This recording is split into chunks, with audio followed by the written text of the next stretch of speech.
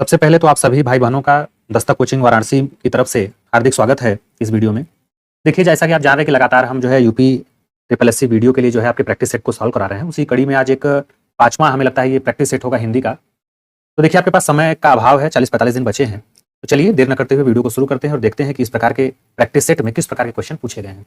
देखिए, जैसा कि आप देख रहे हैं, पहला हमारा क्वेश्चन है कि कक्षा 10 के छात्र ने अपना अनुपस्थिति दंड प्रमाण जो है पत्र माफ करने के लिए प्रधानाध्यापक को पत्र लिखा। उसका यह पत्र किस वर्ग में आता है? तो आपको पता है कि पत्र लेखन से भी क्वेश्चन पूछे जाते हैं। तो पत्र लेखन में मैंने आपको बताया था कि पत्र दो प्रकार के होते हैं, शासकीय होते हैं, अशासकीय होते हैं। शासकीय वो होता है जहां औपचारिकताएं होती हैं, जैसे आपका हो गया स्कूल, कॉलेज, कोई कर्मचारी आपका जो है दफ्तर हो गया, ऑफिस हो गया, ये सब चीजें। अनौपचारिक में कहाँ आती है? जहां अपने सगे संबंधी दोस्तों को पत्र लिखा जाता है। तो अगर कोई कक्षा 10 का छात्र जो है अनुपस्थित है और वो दंड माफ करने के लिए प्रधानाध्यापक को पत्र लिख रहा है, तो ये औपचारिक में आएगा। तो ये निमंत्रण पत्र में तो आएगा नहीं, व्यावसायिक में तो आएगा नहीं। व्यावसायिक भी देखिए औपचारिक में आता है, लेकिन ये इसमें होगा नहीं। तो ये आवेदन पत्र में आएगा। तो हमारा ऑप्शन बी क्या हो जाएगा? राइट हो जाएगा। ऑप्शन बी हमारा क्या हो जाएगा? सही हो जाएगा। अब देखिए अगला क्वेश्चन क्या कह रहा है। आचार्य रामचंद्र शुक्ल द्वारा रचित हिंदी साहित्य का इतिहास का प्रकाशन वर्ष क्या है? क्या 1917 है, क्या 1918 है, क्या 1919 है, या फिर 1929? इसका जो हमारा राइट आंसर बनेगा वो होगा 1929। अगला देखिए क्या है। साधु आ रहे हैं, साधु का वचन निर्धारित करिए। आप हमारा वचन का क्लास देखे होंगे तो मैंने आपको बताया था कि साधु तो एक वचन में है, लेकिन चूंकि हम आदर सूचक शब्दों के साथ हमेशा बहुवचन का प्रयोग करते हैं, तो वहां पे इसको जो है बहुवचन में ही क्या करते हैं? गिनते हैं। साधु शब्द तो क्या है, जो है आपका एक वचन है, लेकिन वाक्य में इसका प्रयोग बहुवचन के रूप में हुआ है। तो हमारा ऑप्शन बी क्या हो जाएगा? राइट हो जाएगा। जैसे पिताजी हैं, तो पिता तो एक वचन है, लेकिन अगर वाक्य में प्रयोग हुआ तो लिखेंगे आप पिताजी आ रहे हैं। एक आदर सूचक शब्द लगाते हैं तो वहां पे उसका जो है प्रयोग बहुवचन के रूप में होगा। अगला देखिए हमारा क्वेश्चन कह रहा है कि हिंदी वर्णमाला में ऊष्म व्यंजन कितने हैं? तो आपको पता है कि ऊष्म व्यंजन 4 हैं, जिनको मुंह से उच्चारित करने में ऊष्मा बाहर निकलती है प्राणवायु के साथ साथ। वो है बड़ा श, षटकोण वाला स, सड़क वाला श और ह। ह को अही जिह्वा से बोलते हैं, जिसको हम क्या बोलते हैं? बोलिए। जहां से ये कंठ जिसको जो है क्या बोलते हैं? उच्चारण का स्थान जो कंठ होता है हमारा, वहीं से उसके नीचे से। तो याद रखिएगा हमारा ऑप्शन क्या हो जाएगा? डी हमारा राइट हो जाएगा। अगला देखिए हमारा क्वेश्चन वर्तनी से रिलेटेड है। वर्तनी से दो क्वेश्चन आपको पता ही है कि एग्जाम में पूछे जाते हैं। तो शुद्ध वर्तनी का चयन करना, अक्षण्य है, अक्षुण्य है, अक्षुण्य है या फिर अक्षुण्य है। तो इसमें आपको बताना है। तो हमारा राइट आंसर जो बनेगा वो बनेगा ऑप्शन सी क्या है? शुद्ध है। देखिए छठवां नंबर क्वेश्चन करा, वर्तनी की दृष्टि से शुद्ध शब्द बताना है, टिप्पणी कैसे लिखा जाता है? तो टिप्पणी आप देखेंगे तो हमारा जो ऑप्शन डी है ये सही होगा। ठीक है। अगला क्वेश्चन देखिए। अगला क्वेश्चन है यथोचित का सही हिंदी विच्छेद क्या होगा? आप बताइए। तो इसका होगा यथोधन उचित, यथाधन उधनचित, यथाधन उचित, यथाधन उचित। तो बताइए। तो इसका होगा यथाधन उचित। यथाधन उचित क्या हो जाएगा? सही जवाब हो जाएगा। अगला क्वेश्चन देखिए। ऋग्वेद का सही संधि विच्छेद आपसे पूछा है। तो ऋग्वेद का ऋक धन वेद होगा, रीधन वेद होगा, ऋग धन वेद होगा या फिर रीधन गवेद होगा। तो इसका हो जाएगा ऋक धन वेद। ठीक। नेत्रहीन में किस समास का उदाहरण है? तो भाई नेत्र से हीन है, तो यहां पे क्या हो जाएगा? तत्पुरुष हो जाएगा। क्या हो जाएगा? तत्पुरुष। कर्मधारय मैंने आपको बताया था विशेषण विशेष का भाव होता है, द्वंद्व में दोनों पद प्रधान होते हैं, और बहुव्रीहि में दोनों पद प्रधान न होकर किसी तीसरे प्रधान शब्द का क्या होता है? बोध होता है। जैसे लंबोदर हो गया ये सब। देखिए बहुव्रीहि समास किसमें है? तो सीधे सीधे फेमस उदाहरण है आपका, क्या हो जाएगा? लंबोदर। लंबा हो उदर जिसका, अर्थात गणेश जी। ठीक है। आगमन में उपसर्ग पूछा है, उपसर्ग पहले लगते हैं, तो उपसर्ग आ लगा है आगमन में, तो सीधे हमारा आंसर क्या हो जाएगा? ए वाला सही हो जाएगा। देखिए अगला हमारा क्वेश्चन क्या कह रहा है। अगला हमारा क्वेश्चन कह रहा है, एक सेकंड रुकिए, तो इसको थोड़ा सा इधर कर दें। अब सही है। अगला हमारा देखिए क्वेश्चन कह रहा है कि सरकार शब्द में कौन सा उपसर्ग लगा है? तो बताइए। क्या श लगा है, कार लगा है, सरक लगा है या फिर सर? आई होप आप आंसर सोच लिए होंगे। तो यहाँ पे होगा सर। कड़वाहट शब्द में प्रत्यय पूछा है, प्रत्यय शब्द के बाद में लगते हैं। सब प्रत्यय दो प्रकार के होते हैं, एक तद्धित होता है, कृत होता है। कृत जो है क्रिया के साथ लगते हैं, मैंने ऑलरेडी आपको बता दिया है। जो तद्धित होते हैं वो संज्ञा, सर्वनाम और विशेषण के साथ क्या होते हैं? शब्दों के साथ प्रयुक्त होते हैं। तो कड़वाहट में आपसे पूछा है कि इस प्रत्यय कौन सा है, तो सीधे सीधे आपका हो जाएगा कौन सा? बताइए। आहट। तो हमारा ऑप्शन सी क्या हो जाएगा? राइट हो जाएगा। दिया है कौन सा शब्द तत्सम नहीं है? घृत, दुग्ध, अतीन या फिर आंसू? बताइए। तो यहाँ पे जो हमारा आंसू होगा ये तत्सम नहीं है बल्कि तद्भव है। जिसके ऊपर चंद्रबिंदी लगा रहता है वो अमूमन 99.9% वो आपका क्या होगा? तद्भव ही होगा। जबकि घृत, दुग्ध और अतीन क्या है? तत्सम शब्द है। निम्नलिखित में से कौन से तद्भव शब्द को चिन्हित करना? तद्भव आपको बताना। तत्सम वे शब्द होते हैं जो संस्कृत से डायरेक्ट हिंदी में चले आए हैं, जस का तस, बिना रूप परिवर्तित हुए। और तद्भव जिनको तोड़ मरोड़ कर जो है हिंदी में शामिल किया गया है वो तद्भव कहलाते हैं। तो इसमें आपको बताना है कि तद्भव क्या होगा? साई होगा, जाड्य होगा, संतापन होगा या फिर विक्षोभ? बताइए। तो यहाँ पे हमारा जो गोसाई शब्द है ये क्या है? तद्भव है। आगे देखिए क्वेश्चन पूछा है कि ढीठ शब्द का तत्सम क्या है? दृष्ट है, पुष्ट है, हृष्ट है या फिर दृश्य है? बताइए। आपको पता है धृष्ट होता है, क्या होता है? धृष्ट, ठ नहीं होता है, ठीक है। आगे देखिए निम्नलिखित में से तद्भव शब्द नहीं है, आपको बताना है तो कौन सा तद्भव नहीं है? तो देखिए राजा, राजा क्या है? तद्भव शब्द नहीं है, बाकी तद्भव है। क्या है? खेत है, दाहिना है, किसान है। खेत का आपको मालूम ही है क्षेत्र होता है। कवि शब्द कौन सी संज्ञा है? तो कवि कहीं ना कहीं जाति को दर्शाता है, इसलिए हमारा यहाँ पे क्या हो जाएगा? जातिवाचक संज्ञा। अगले क्वेश्चन की तरफ बढ़ें तो हरियाली में पूछा है कि कौन सा संज्ञा है? क्या जातिवाचक है, भाव है, विशेषण है या समूहवाचक? तो हरियाली कहीं ना कहीं भाव को दर्शाती है, इसलिए हमारा भाववाचक संज्ञा हो जाता है, जो मन की दशाओं को जो है व्यक्त करे। रेखांकित शब्द जो है पूछा है कि रेखांकित सर्वनाम का प्रकार चिन्हित करिए। कोई तो होगा जो तुम्हारी सहायता करे, तो कोई यहाँ पे जो अंडरलाइन किया गया है यह किस प्रकार का सर्वनाम है? संज्ञा 5 प्रकार के होते हैं, सर्वनाम 6 प्रकार के होते हैं। तो उन्हीं 6 प्रकारों में 4 प्रकार का आपको जो है ऑप्शन में दिया है और आपसे पूछा है कि कोई किस प्रकार का है, तो कोई तो होगा, इसका मतलब निश्चित नहीं है कि कौन है, इसलिए हमारा जो क्या हो जाएगा? अनिश्चयवाचक सर्वनाम। अगर यहाँ पे होता राम है जो तुम्हारी सहायता कर रहा है, वह तो राम ही है, तो यहाँ पे निश्चयवाचक हो जाता। शब्दों में देखिए विशेषण आपसे पूछा है, प्रपंच है, पहुंच है, सरपंच है, पांचवा है। आपको पता है कि विशेषण वे शब्द होते हैं जो संज्ञा या सर्वनाम की क्या बताते हैं? विशेषता बतलाते हैं। तो यहाँ पे प्रपंच, पहुंच और सरपंच और पांचवें में जो अगर देखेंगे तो पांचवा हमारा क्या है? एक विशेषता बतला रहा है, जो कि क्या है? राइट हमारा आंसर है।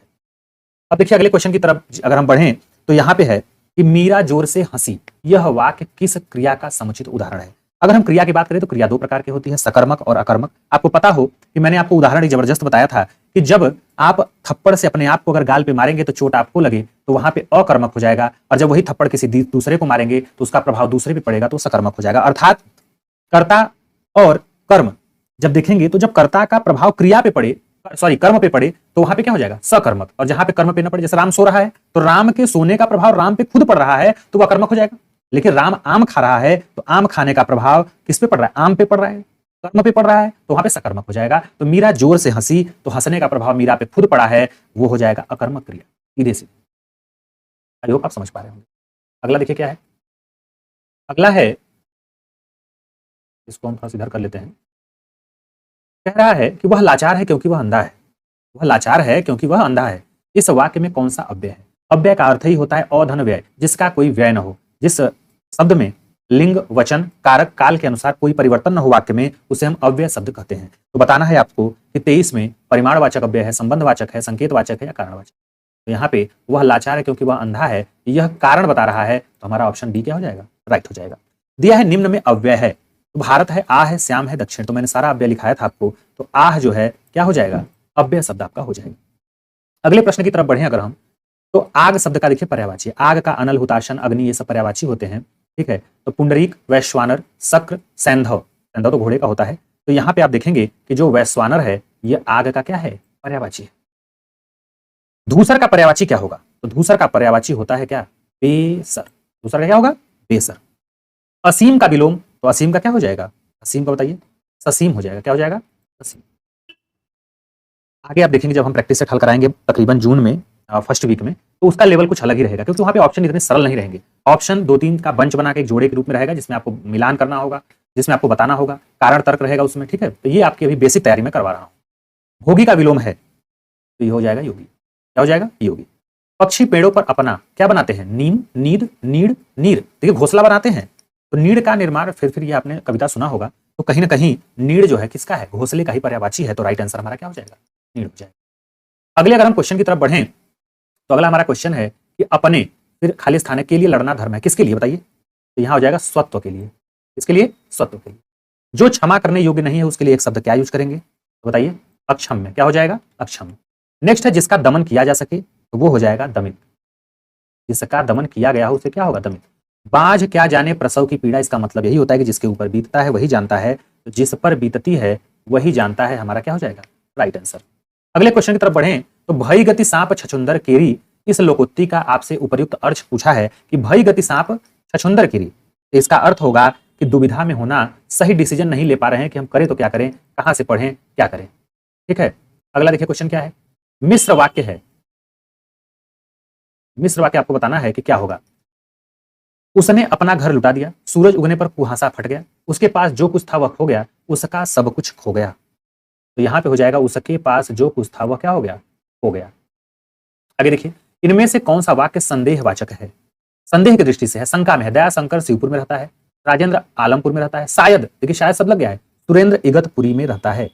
तो शायद ही शंका का जो है ये दिखाता है, तो हमारा राइट आंसर क्या हो जाएगा, ऑप्शन सी हो जाएगा। नेक्स्ट है निम्नलिखित में से शुद्ध वाक्य का चयन करना है। कृपया करके खुले पैसे दें, कृपया खुले पैसे देने की कृपा करें, कृपया खुले पैसे दें, कृपया करके खुले पैसे देने की कृपा करें। यहाँ कृपया लगा दिया आप, तो कृपया खुले पैसे दे, ये आपका राइट आंसर हो जाएगा। कृपया खुले पैसे दें आपका क्या हो जाएगा, राइट हो जाएगा। निम्नलिखित में से कौन सा भाववाचक का उदाहरण है? तो धूप में चला नहीं जाता, मुझसे सहा नहीं जाता, मुझसे पढ़ा नहीं जाता, जहां पे सका सका ये सब रहे, चला नहीं जाता, ये सब किसमें आ जाएगा, भाववाचक में। कानो सुनी बात पर यकीन मत करो, कानो सुनी, इसमें कारक कौन सा है? कारक वे होते हैं जो काम करने के तरीकों को बताएं। तो यहाँ पे क्या बताया जा रहा है, आप बताइए। तो यहाँ पे करण है, प्रथमाने द्वितीया को तृतीया से संबंध, कर्ता कर्म करण, संबंध स्थापित किया जा रहा है। वह कार मेरी है, तो ये भी क्या आ जाएगा, संबंध हो जाएगा। निम्नलिखित में से पुल्लिंग शब्द कौन सा है? नदी, पानी, इलायची या फिर प्यास। तो पानी हमेशा जो है पुल्लिंग में प्रयोग होता है, आपको पता है। तो हमारा राइट आंसर क्या हो जाएगा, बी हो जाएगा। आई होप आप समझ पा रहे होंगे। और देखिए अगर हम इसमें बात करें पानी की, तो पानी हमारा किस में आता है बताइए? तो कहेंगे कि सर पानी हमारा एक वचन में भी क्या होता है, पीना जाता है। आगे देखिए, निम्नलिखित में कौन सा शब्द स्त्रीलिंग है? सौभाग्य, काव्य, सुंदरता या फिर चंद्र। तो यहाँ पे जो सुंदरता शब्द है ये क्या है, स्त्रीलिंग है। सौभाग्य, काव्य और चंद्र क्या हो जाएंगे, पुल्लिंग हो जाएंगे। अगला हमारा क्वेश्चन है कि निम्नलिखित में से कौन सा संदिग्ध भूतकाल का उदाहरण है? संदिग्ध, जहां पे शंका जाहिर हो, क्लियर ना हो पाए, वहां पे ही क्या होता है, संदिग्ध भूतकाल होता है। तो यहाँ पे है मैं सामान वही रखा था, तो ये तो होगा नहीं, ठीक है। दूसरा है मैंने वही खाना सामान रखा था, मैंने वही सामान रखा था, तो यहाँ पे भी नहीं होगा। मैंने वही सामान रखा होगा, देखिए रखा होगा, ये संदिग्ध है, तो ये हमारा क्या हो जाएगा, राइट आंसर हो जाएगा। यह मकान मेरे भाई का है, यह शब्द क्या है, यह संकेत दिखा रहा है, सर्वनाम जो है विशेषण है, क्योंकि यह शब्द किसके स्थान पे, संज्ञा के स्थान पे है, भाई के स्थान पे, क्योंकि जो संज्ञा के स्थान पे प्रयोग हो तो वो संकेत दिखा रहा है, इसलिए हमारा यहाँ पे क्या हो जाएगा, ऑप्शन बी राइट हो जाएगा। निम्नलिखित में से एक वर्तनी शुद्ध है, किसकी बताइए? नुपुर की, कवयित्री की, स्मरण की, परिस्थिति की। तो सीधे सीधे देख रहे हैं कवयित्री हमारा क्या है, सही लिखा गया है, तो ऑप्शन सी क्या हो जाएगा, राइट हो जाएगा। नेक्स्ट है निम्नलिखित में से कौन सी बोली पश्चिमी हिंदी की नहीं है? तो देखिए ब्रजभाषा, बुंदेली, खड़ी बोली या फिर अवधी। तो देखिए ब्रजभाषा, खड़ी बोली और ये बुंदेली, ये तो हमारी पश्चिमी हिंदी की है, लेकिन अवधि जो है नहीं है, तो हमारा राइट आंसर किसके साथ जाएगा, डी के साथ जाएगा। निम्नलिखित में से कौन सी बोली पश्चिमी हिंदी के अंतर्गत नहीं आती है? तो भैया खड़ी बोली आती है, ब्रजभाषा भी मैंने बताया, कन्नौजी, लेकिन अवधि जो है पश्चिमी की नहीं बल्कि पूर्वी हिंदी के अंतर्गत आती है। अधिसूचना का आपसे अंग्रेजी पूछा है, तो इसको बोलते हैं नोटिफिकेशन। क्या बोलते हैं, नोटिफिकेशन। अगला है hearing of accommodation on propose term not approved, इसका हिंदी अनुवाद आपसे पूछा है, क्या किराए पर स्थान का अनुमोदन नहीं मिला, ये होगा। प्रस्तावित शर्तों पर स्थान किराए पर लेने का अनुमोदन नहीं मिला, प्रस्ताव शर्त में स्थान किराए का नहीं मिला, प्रस्तावित शर्तों पर स्थान किराए पर अनुमोदन नहीं मिला। इसका जो राइट जवाब होगा वो ऑप्शन बी हो जाएगा, कि प्रस्तावित शर्तों पर स्थान किराए पर लेने का अनुमोदन नहीं मिला। अगला और आज के लास्ट क्वेश्चन है आज के जो है वीडियो का, दर्प का पर्यायवाची कौन सा है, बताना है आपको। तो दर्प कहीं ना कहीं अहंकार का पर्यायवाची होता है। इसका दर्प जो है किसका है बताइए, अहंकार का। तो ये थे 50 क्वेश्चन, आई होप आपको पसंद आए होंगे। आप बराबर प्रैक्टिस करिए, आप दिन में एक बार जो है 1 घंटे के लिए जो है हिंदी को पढ़िए। पर्यायवाची वगैरह जो मैंने आपको बताया था, विलोम, अनेकार्थी, मुहावरा, ये सब देखिए रटने की चीजें हैं। इसको आप जितना ज्यादा खाली बस पढ़िए उसको, बाकी प्रैक्टिस देखिए जरूरी है। प्रैक्टिस से आप अलग अलग क्वेश्चन के से जो है मिलते हैं, अलग अलग क्वेश्चन के प्रकारों को देखते हैं, पढ़ाने का तरीका देखते हैं, समझाने का उसमें देखते हैं कि कैसे उसमें क्वेश्चन में बताया गया है आपको। तो इन सब चीजों से आपका जो है क्या होता है, तैयारी मजबूत होती है। तो चलिए, आशा करता हूँ कि वीडियो आपको पसंद आएगा। अगर कोई सुझाव हो तो बताइएगा, उसको सुधार करने का प्रयास किया जाएगा। तो चलिए मिलते हैं नेक्स्ट वीडियो में नए टॉपिक के साथ। तब तक के लिए जय हिंद, जय भारत, अपना ख्याल रखिएगा। Thank you.